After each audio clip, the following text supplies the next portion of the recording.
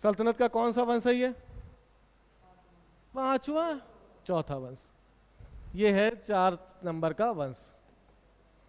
Time period इसका तो 1414 से 1451। कितने वर्ष का टाइम पीरियड?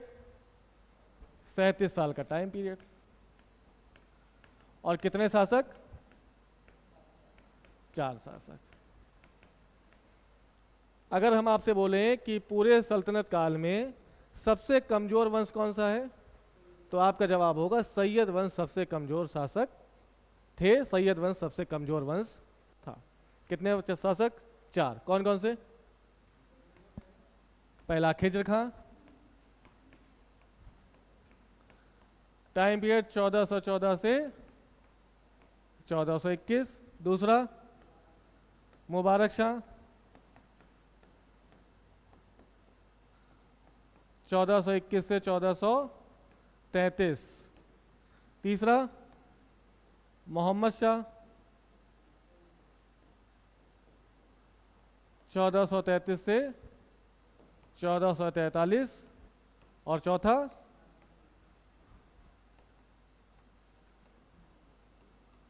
आलम शाह, 1443 से 1451।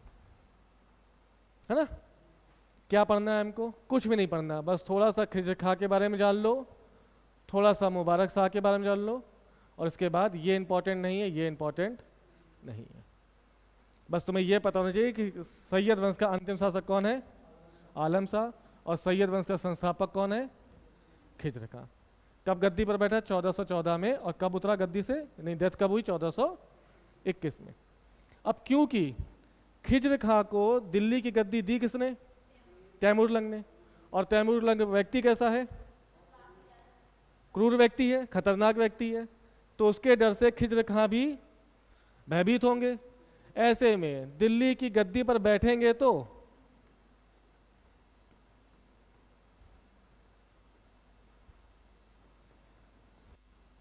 लेकिन कभी भी सुल्तान की उपाधि प्राप्त नहीं करेंगे। इन्होंने आजीवन 7 साल का जो जीवन काल है, सॉरी शासन काल है, वो किस रूप में प्राप्त किया, धारण किया? रैयत आला। बस यही याद रखना, और कुछ नहीं। रैयत आला उपाधि किसकी? बस, ठीक है। क्योंकि कमजोर हैं, तैमूरलंग के डर से डरे हुए हैं, तो दिल्ली की गद्दी में बैठने के बाद भी कोई खास काम नहीं करेंगे। ये जीवन भर 7 साल किसके नाम पर रहेंगे? रैयत आला के नाम पर बने रहेंगे। रैयत आला मतलब मैं आला का किसान हूं। आला कौन है? तैमूरलंग। ठीक है। इसके बाद कौन आ गया? मुबारक शाह पहला शासक है सैयद वंश का, जो स्वयं को सुल्तान घोषित करेगा।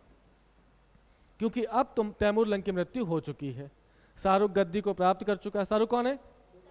तैमूरलंग का बेटा है।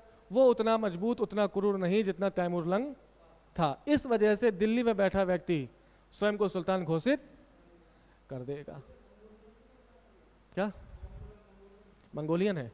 सभी मंगोल का आक्रमण है। पहला मंगोल का आक्रमण किसके काल में हो रहा है? इल्तुतमिश के काल में। दूसरा मंगोल आक्रमण किसके काल में हुआ? बलबन। कौन था मंगोल आक्रमणकारी? तोगन। इसी आक्रमण में बलबन के बड़े बेटे शहजादा मोहम्मद की डेथ हो गई थी। तीसरा मंगोल आक्रमण जलालुद्दीन खिलजी। नाम बताओ। ये सीक्वेंस याद रखो यार। अब्दुल्ला का पुत्र, हलाकू का पुत्र उलूग खां। यानी जलालुद्दीन खिलजी के काल में उलूग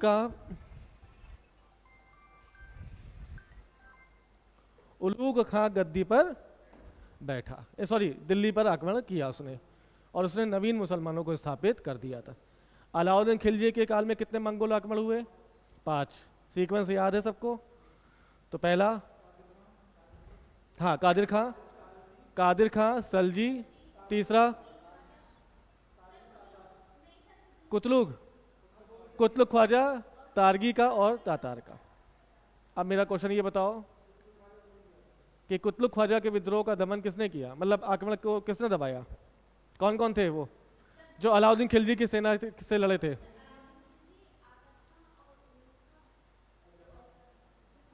अलाउद्दीन खिलजी, अकद खां, उलूग खां, जफर खां। गुड। यार ये कौन है, फोन उठाओ, कह दो सर क्लास ले रहे हैं। ठीक है, तो ऐसा ही तैमूर लंग भी है जो मंगोल आक्रमणकारी है और नासिरुद्दीन महमूद के काल में भारत में आक्रमण कर रहा है। खूब लूटेगा पाटेगा, 15 दिन तक लगातार दिल्ली लूटेगा। दिल्ली लूटने के बाद ये मुल्तान जीतेगा, सिंध जीतेगा, पंजाब जीतेगा, कई सारे राज्यों को भारत में वो जीत कर वापस चला जाएगा। मेरी बात समझे? पक्का? तीसरा शासक कौन है? मोहम्मद शाह। इस मोहम्मद शाह के बारे में बस ये जानो कि इसी के काल में भारत आने वाला व्यक्ति कौन है? बहलोल लोदी। हाँ,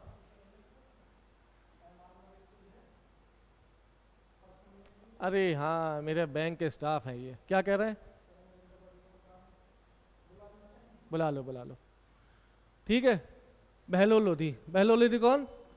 ये मोहम्मद शाह के काल में भारत आया था। यही आने वाले समय में लोदी वंश को स्थापित करेगा।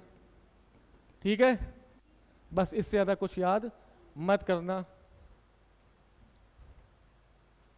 क्या मेरी बात समझ में आ गई? ला दिखा यार हमको, ला। ए भगवान।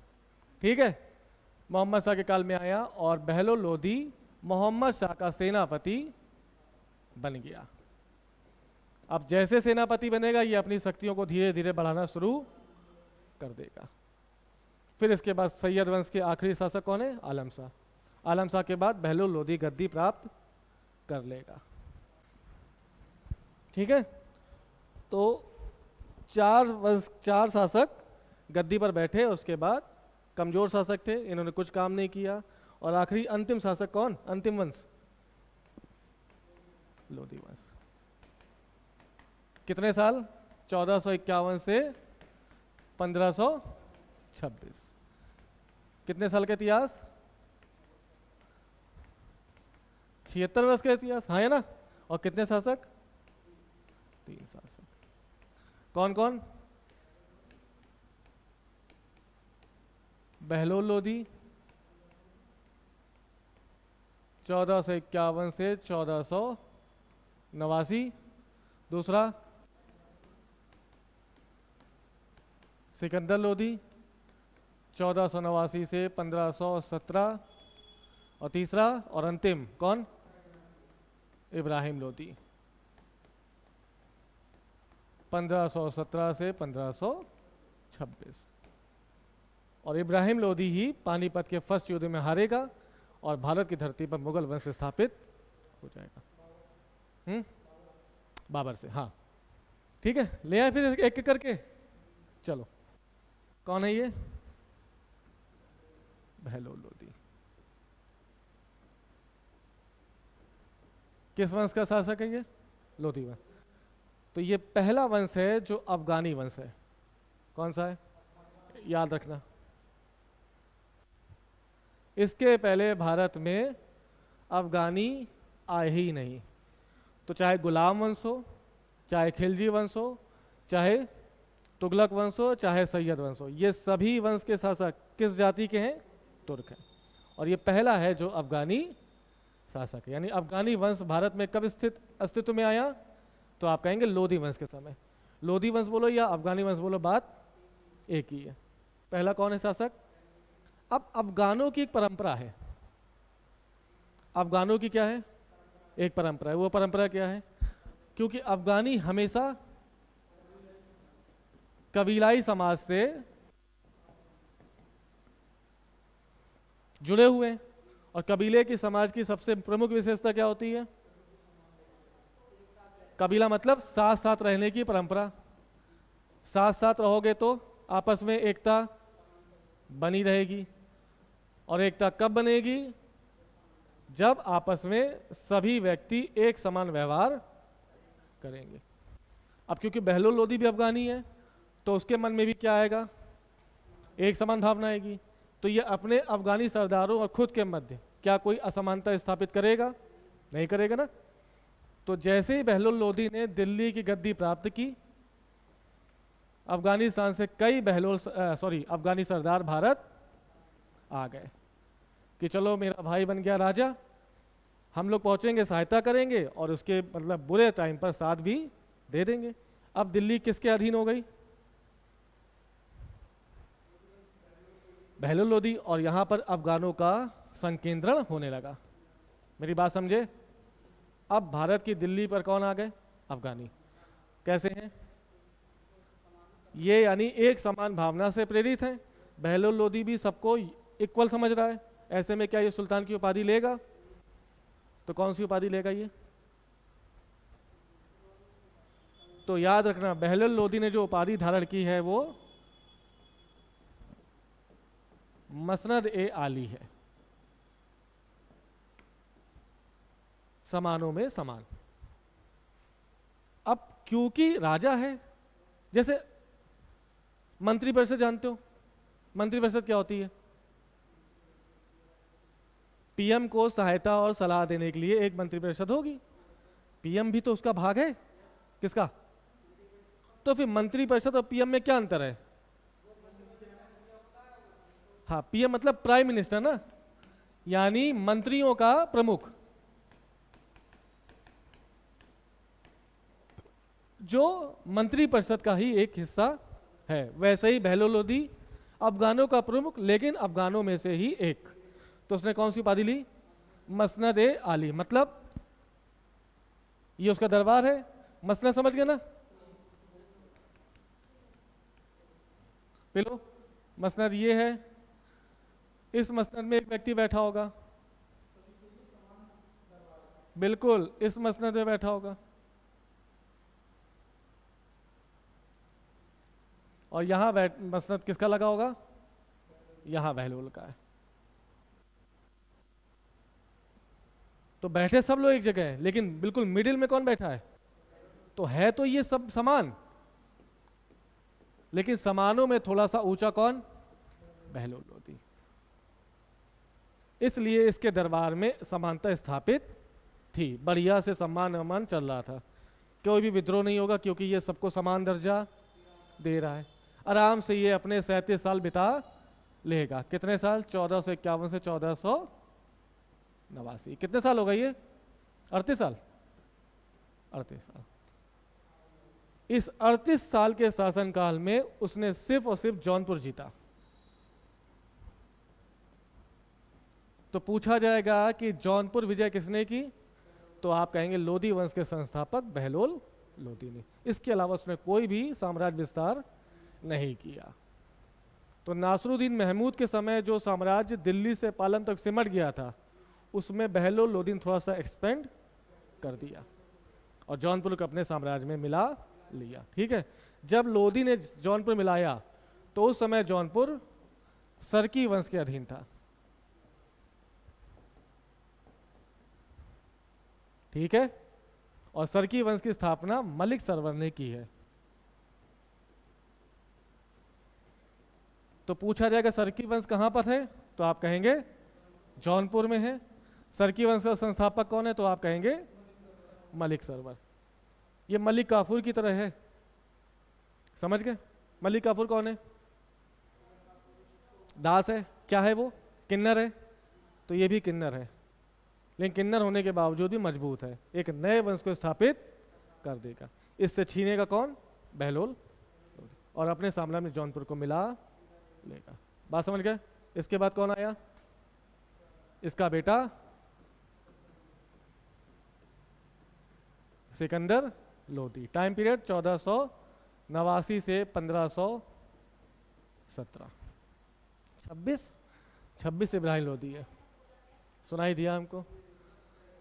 अब बहलोल लोदी कैसा व्यक्ति है? उदार, कह सकते हो ना? उदार है और अपने दरबार में समानता स्थापित करने का प्रयास। क्या भाई? जरूरी थोड़ी ना यार। उदार के मतलब वो दरबार में विद्रोह नहीं कर रहा है, किसी से बदतमीजी नहीं कर रहा है, वो सबको सुन रहा है, सबकी बात को ध्यान से सुन रहा है। अच्छा, ये राजा है तो साम्राज्य विस्तार नहीं करेगा क्या? वो घर में बैठा रहेगा? अरे यार ऐसा थोड़ी ना है। राजा का कर्तव्य है कि अपने साम्राज्य को बढ़ाना, वो कम बढ़ा रहा है और होता कोई और बढ़ाता। उधार का मतलब इतना है कि वो बैठ जाएगा हाथ में हाथ धर के, चूड़ी पहन लेगा, बीवी के साथ चलो हम भी रोटी बनाए, वो करेगा, काम करेगा, लेकिन उदार, उदारता मतलब लिबरल, वो समझेगा हाँ ये सही बात है, ये गलत बात है। उसका कोई अफगानी सरदार बोलेगा नहीं ये गलत कर रहा है, तो मान जाएगा हाँ गलत कर रहा है। बलबन को कोई समझा देता। ये है उदार का मतलब। उदार का मतलब आप सामने वाले की जो बात कर रहा है वो सुन लो, सुन के आत्मसात करो, एक्सेप्ट करो।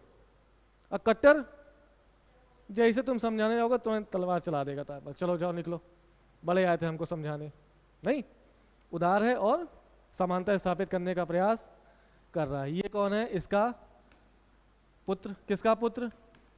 बहलोल लोदी का। लेकिन बहलोल लोदी का पुत्र होने के बावजूद भी इसके अंदर बहलोल लोदी का एक भी गुण नहीं आया। ये उदार नहीं है बल्कि कट्टर है, धार्मिक रूप से बहुत ज्यादा कट्टर। ठीक है, ये साम्राज्य विस्तार भी करेगा, ये अपने दुश्मनों को मारेगा भी, ये अफगानी सरदार को नीचे बैठा लेगा कि नहीं अगर सुल्तान हूं मैं तो आप मेरे बराबर नहीं बैठेंगे। बहलोल लोदी बैठा ला तो मसनद आली उपाधि ले रहा है, ये कह रहा कुछ नहीं, मसनद मसनद मसनद सिर्फ एक लगेगा दरबार में मेरा, तुम लोग उधर बैठो नीचे लाइन से। तो ये पहली बार कट्टरता दिखाई देगी और ये खुद को सुल्तान घोषित कर देगा। यानी मसनद ए आली वाली जो कॉन्सेप्ट है इसने खत्म कर दी। आ गई बात समझ में? कट्टर व्यक्ति। ठीक, दूसरा, जौनपुर जीता जा चुका है, ये अपने साम्राज्य में ग्वालियर भी मिला लेगा। यानी अब लोधी वंश का जो साम्राज्य वो कहां तक फैल गया? दिल्ली, जौनपुर और ग्वालियर। जौनपुर कहाँ है? जौनपुर उत्तर प्रदेश, और ग्वालियर कहाँ है? मध्य प्रदेश। यानी एमपी का कुछ हिस्सा और यूपी का हिस्सा दिल्ली सल्तनत के लोधी वंश के साम्राज्य का हिस्सा बन गया। समझ गए? तो ग्वालियर की विजय किसने की? सिकंदर लोधी। 1504 ईस्वी में ये आगरा नामक नए नगर को स्थापित कर देगा। तो पूछा गया आगरा राज्य, आगरा शहर की स्थापना किसने की? सिकंदर। जौनपुर की स्थापना किसने की है? हाँ, जौना खां की याद में फिरोज शाह तुगलक ने। आगरा की स्थापना 1504 में सिकंदर लोधी द्वारा। और यही वो व्यक्ति है जो दिल्ली से ट्रांसफर राजधानी कर देगा और कहाँ ले आएगा? तो सिकंदर लोधी की राजधानी कौन सी? आगरा, याद रखना। दिल्ली से आगरा ट्रांसफर किया किसने? सिकंदर लोधी ने। क्या मेरी बात पकड़ पाए? पक्का? श्योर? आगे आओ। सिकंदर लोधी कट्टर है, लेकिन कट्टर होने के साथ साथ ये बहुत बड़ा विद्वान, कवि और साहित्यकार भी था। इस वजह से इसको कविताएं लिखने का बहुत शौक था। तो एक बार पूछा गया ये कविताएं किस नाम से लिखता था? तो सिकंदर लोधी के नाम से कविताएं नहीं लिख रहा है, बल्कि जब ये कविताएं लिखता था तो इसका उपनाम रखता था अपना, ये गुलरुखी। कौन सा शासक गुलरुखी उपनाम से कविताएं लिखता है? सिकंदर लोधी। समझ गए? पक्का? बस 1517 में इसकी डेथ हो जाएगी और नया शासक इब्राहिम लोधी। टाइम पीरियड 1517 से 1526। ये अपने पापा से 2 हाथ और दादा से 20 हाथ आगे है। कितना? यानी ये और ज्यादा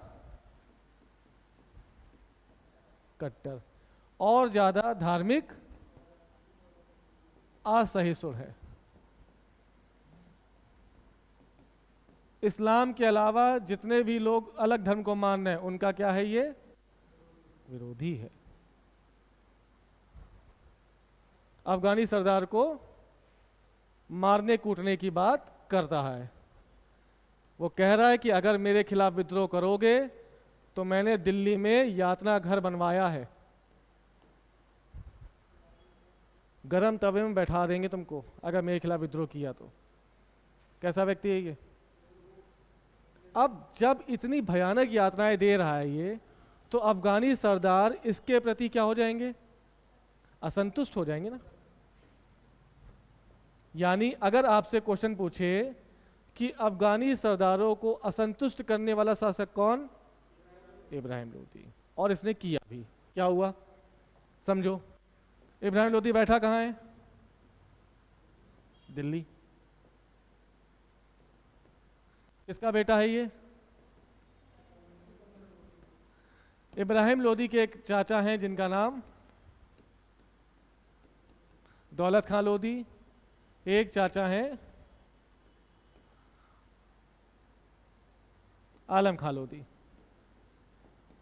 और इसका भतीजा यानी सॉरी भाई दौलत खां का पुत्र जिसका नाम क्या है? दिलावर खां लोदी। ये तीनों पंजाब में बैठे हैं और दौलत खां पंजाब का गवर्नर है।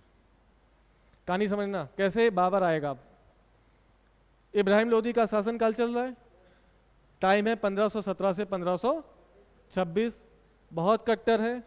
अफगानी सरदार इससे असंतुष्ट हैं। अफगानी सरदारों में दौलत खां लोदी उसका चाचा, आलम खां लोदी उसका चाचा और दिलावर खां लोदी उसका चचेरा भाई। ये तीन प्रमुख अफगानी सरदार हैं जो कहीं ना कहीं इब्राहिम लोदी की यातनाओं से ग्रसित हैं। ऐसे में ये विद्रोह सोचेंगे कि ये विद्रोह हो जाए और विद्रोह करके इब्राहिम लोदी को गद्दी से हटा दिया जाए और इब्राहिम लोदी की जगह गद्दी मिल जाए दौलत खां लोदी को। तो पंजाब में बैठकर ये धन इकट्ठा करने का प्रयास कर रहे हैं। कहां से? ये है पंजाब। क्योंकि जब ज्यादा धन होगा तो विद्रोह करना आसान हो जाएगा। ये बात कहीं ना कहीं इब्राहिम लोदी को पता चल गई। उसने मैसेज भिजवाया कि चाचा आओ दिल्ली आके मिलो। अब यातना घर की बात बताइए ना भी, यातना घर की बात दौलत खां लोदी को पता कि अगर दिल्ली पहुंचेंगे तो कुछ हो ना हो हमको ये गरम तवे के ऊपर ही बैठाएगा। तो डर के मारे दौलत खां लोदी नहीं गया, बल्कि इसने दिलावर खां लोदी को भेज दिया। कहां पर? दिल्ली को, कि जाओ देख के आओ, तुम्हारा भाई बुला रहा है, कुछ कहे तो माफी मांग लेना। दिलावर खां लोदी आए, इसने पूरा अपना यातना घर घुमाया कि आओ भाई तुम्हें ये दिखाएं, देखो ये हमने चैम्बर बनाया है, ये जब विद्रोह कोई करता है तो हम इसको आग में गर्म करते हैं, इसी में डाल देते हैं। देखो ये तवा है, यहाँ बैठना पड़ेगा, ये बर्फ़ की सिल्ली है, यहाँ पूरा कपड़े उतार के लिटाया जाएगा। तो कांप रहा था, बताते हैं कौन कांप रहा था? दिलावर खां लोदी। ये भाग के पंजाब गया कि कहा पापा कुछ करो ना करो, इसके खिलाफ विद्रोह मत करना, नहीं तो बहुत बुरी स्थिति होने वाली है, और अगर मेरी जगह आप पहुंचते तो पक्का वो आपको मार ही देता। क्योंकि उसको पता चल गया कि पंजाब का धन आपने इकट्ठा कर रखा है। अब तीनों के मन में क्या आया? भयानक वाला ना। ऐसे में ये विद्रोह कर नहीं सकते क्योंकि इब्राहिम लोदी कैसा शासक है? शक्तिशाली। अब ये मैसेज भेजेंगे, कौन? याद रखना, पहली बार मैसेज भेजने वाला व्यक्ति कौन है? आलम खां। इसने मैसेज भेजा किसको? बाबर को, कि आओ भारत की धरती पे आओ, बहुत धन है, इब्राहिम लोदी को मारो और दिल्ली लूटो आराम से। नहीं समझे? तो पहली बार बाबर को आमंत्रण किसने भेजा? आलम खां ने। बाबर ने टाल दिया, पढ़ के इग्नोर कर दिया। दूसरा मैसेज भेजा किसने? कि आओ भारत की गद्दी तुम्हारा इंतजार कर रही है। समझ गए? तीसरा, ऐसा कहा जाता है, हम नहीं कह रहे, तो कोई ठाकुर वाकुर हो तो किसी की छवि को मतलब वो मत समझना कि बुरा लगे। राजपूतों ने, एक राजपूत है राणा सांगा, ऐसा कहा जाता है, ये मैं नहीं कह रहा हूं फिर से, कि राणा सांगा ने भी बाबर को आमंत्रण भेजा था, लेकिन इतिहास में इसका कहीं भी उल्लेख नहीं किया गया। तो हमने नाम क्यों लिया? क्योंकि राणा सांगा ने आमंत्रण भेजा, इसकी एकमात्र जानकारी दे रही है बाबर नामा। बाबरनामा क्या है? बाबर की आत्मकथा। अपनी आत्मकथा में बाबर बता रहा है कि निमंत्रण भेजने वालों में से राणा सांगा भी शामिल थे।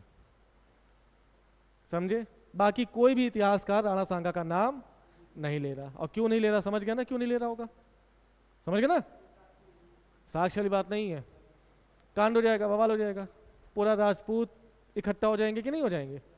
इसलिए बाबरनामा के अलावा किसी भी इतिहासकार ने राणा सांगा का नाम नहीं लिया। अगर ऐसा होता तो राणा सांगा क्या हो जाते? देशद्रोही हो जाते। इस वजह से इनका नाम किसी इतिहासकार ने नहीं लिया। ठीक, तो पहला मैसेज किसने भिजवाया? आलम खां। दूसरा, और बाबरनामा के अनुसार तीसरा मैसेज राणा सांगा ने भिजवाया। अब बाबर को लगेगा हाँ चलो दिल्ली चला जाए, देखाते क्या है। अब क्योंकि वो मंगोल आक्रमण से संबंधित है, सॉरी मंगोल वंश से संबंधित है, कौन? बाबर। वो अपने जीवन काल में परेशान है समरकंद की राजनीति से, मध्य एशिया की राजनीति से। तो इनके मन में ये था कि बाबर आएगा, इब्राहिम लोदी को मारेगा, दिल्ली से धन लूटेगा और वापस चला जाए, गद्दी किसको मिल जाएगी। लेकिन पड़ गया मामला क्या? उल्टा। बाबर आएगा तो लेकिन जाएगा और इनकी सारी उम्मीदों पर पानी फिर जाएगा। आई बात समझ में? बताएं आगे चले? चलो, मैसेज पहुंचा और बाबर का इन्वेजन हुआ 1526। थोड़ा और समझो, बाबर 1526 से पहले भी भारत सिंध, मुल्तान, पंजाब आ चुका है।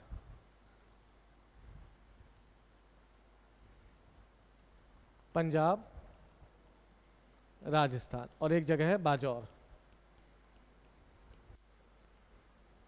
बाबर पहली बार भारत 1526 में नहीं आया। 1526 में जो पानीपत का युद्ध हो रहा है, ये बाबर का 5वां आक्रमण है भारत पर। उसके पहले 4 आक्रमण हो चुके हैं, लेकिन दिल्ली की गद्दी उसने अभी तक जीती नहीं है। सिंध, मुल्तान, पंजाब और राजस्थान वो आ रहा है, पैसा लूट रहा है, वापस चला जा रहा है, दिल्ली तक नहीं आया। दिल्ली पे आमंत्रण भेजा है दौलत खां लोधी ने। ठीक है, तो 5वीं बार में कहाँ पहुंच गया? पानीपत। और पानीपत का पहला युद्ध हुआ 21 अप्रैल 1526। किसके बीच? फर्स्ट बैटल ऑफ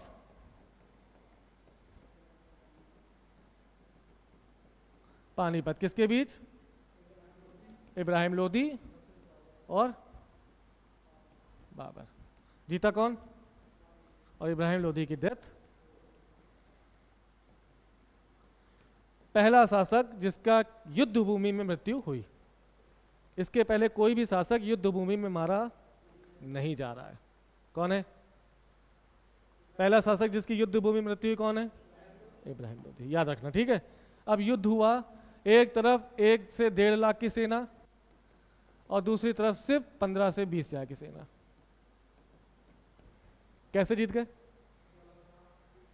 तो पहला तो तुम्हें सरदारों का भ्रष्टाचार दिख रहा है, सरदारों का दोगलापन दिख रहा है, एक कारण। दूसरा, सेना कैसी है? बहुत तगड़ी, संगठित नहीं। ये उस्मानी सैनिकों से ट्रेनिंग सीख के आ रहा है। सबसे लड़ाका प्रजाति कौन सी है? ईरान की उस्मानी जाति। कौन सी है? अरे यार, तो बाबर किससे ट्रेनिंग लेके आ रहा है? उस्मानी, ईरानी उस्मानी सेना से। ठीक। दूसरी बात, अभी तक लोदी या इसके पहले जितने भी राजा हुए ये बारूद से परिचित नहीं है।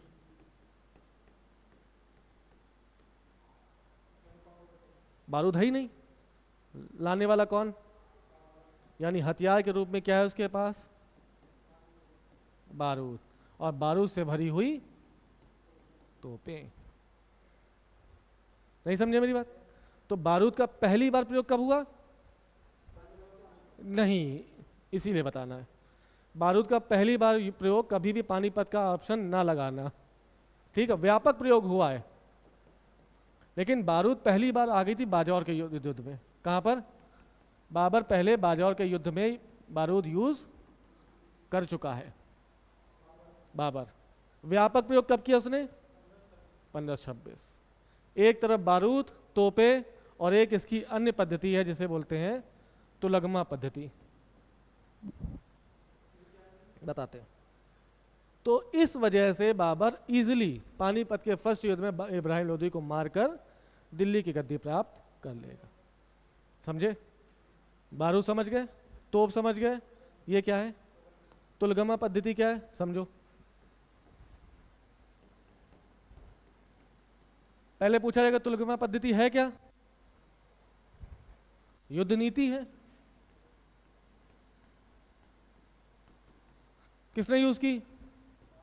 बाबर ने यूज की। कहां यूज की? First battle of Panipat. आप पूछो क्या है, पूछो क्या है। हाँ आप बताओ। देखो ये है इब्राहिम लोदी की सेना।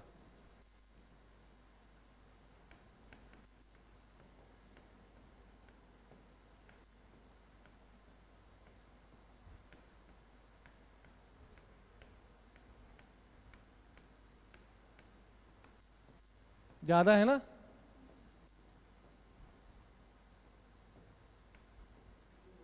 बहुत हो गई। और ये है बाबर। ठीक, बीच में वो तोप लगाए हैं। क्या लगाए? तोप लगाए। बीच से तोप गोले फेंकेंगे और दाएं बाएं तरफ से घोड़ों की सेना और यहां से घोड़ों की सेना।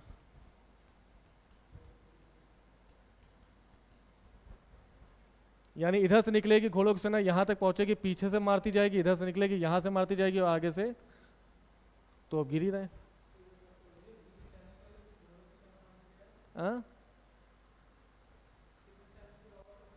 15 से 20 हजार। अब तो घोड़े तो होंगे ना उसके यार, नहीं समझे? 1,00,000 1,50,000 की सेना को इस पद्धति के अनुसार बाबर ने बहुत आसान तरीके से हरा दिया। तो इंपॉर्टेंट क्या है? तुलगमा पद्धति क्या है, क्या है? अब ये चित्र बनाना नहीं पूछेगा, लेकिन तुम्हें पता होना चाहिए। बीच में वो तोप चल नहीं लगातार, और जो इस तोप से लड़ रहे हैं उनका ध्यान किधर है? तोपों पर। अब घोड़ों की एक सेना निकलेगी यहां से और एक सेना निकलेगी, खात्मा करते हुए पूरा एक चक्र व्यू बना। किसने बनाई? हाँ तो बाबर। नहीं चित्र नहीं, बस समझ लो। पक्का? श्योर? इसके पहले ये सब तीर और तलवार से लड़ रहे हैं, ये पास आने पर भाला घुसेड़ रहे हैं, ये आदमी दूर से बैठे बैठे बारूद से काम खत्म कर देगा। ठीक है? और लोधी वंश का अंत हो गया और भारत की धरती पर पूछो एक नया वंश स्थापित हो गया। पूछो पूछो। है? क्या पूछो ना? क्या? किसकी प्रेम कहानी? राणा रतन सिंह और पद्मावत की ये कहानी। हाँ हाँ।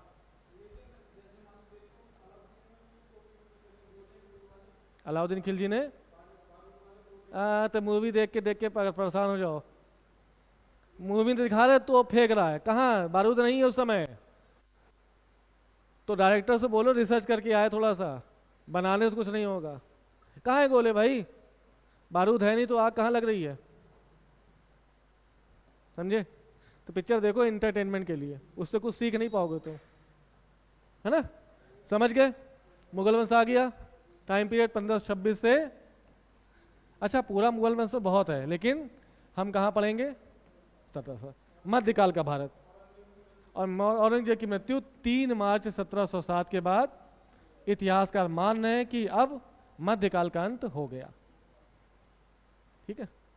और यहां से आधुनिक भारत शुरू होता है। कुछ लोग यहां से मानते हैं, कुछ लोग 1757 से मानते हैं, प्लासी के युद्ध से। ठीक है? कुछ 1764 से मानते हैं, बैटल ऑफ बक्सर से। ठीक है?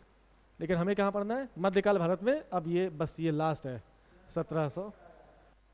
हाँ इसके बाद को हम करा चुके हैं मॉडर्न में ना। हाँ क्या रह गया? कुछ नहीं रह गया है? अच्छा पढ़ाया नहीं है, ओके ठीक है। अच्छा ऑनलाइन? अच्छा, ओके।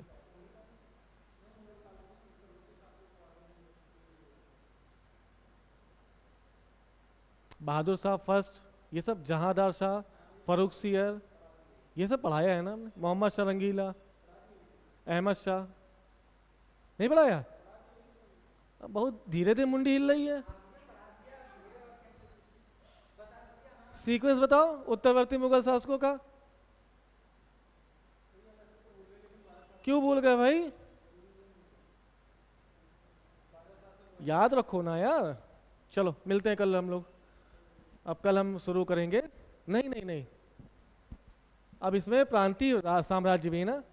तुम्हें याद है मोहम्मद तुगलक के समय विजयनगर साम्राज्य की स्थापना हो गई थी, वो भी पढ़ाना है। और बहमनी साम्राज्य, यानी जहाँ एक तरफ उत्तर भारत में दिल्ली सल्तनत में वंश बन रहे हैं, बिगड़ रहे हैं। कितने वंश आए? 5 वंश आए और 5 वंश गए।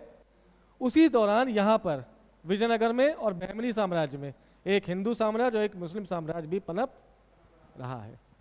तो इसी के साथ खत्म करेंगे, नहीं तो मुगल काल निकल जाएगा, भूल जाएंगे विजयनगर का पढ़ाया था। तो 2 टॉपिक अभी बचे हैं। पहला कौन सा है? विजयनगर साम्राज्य।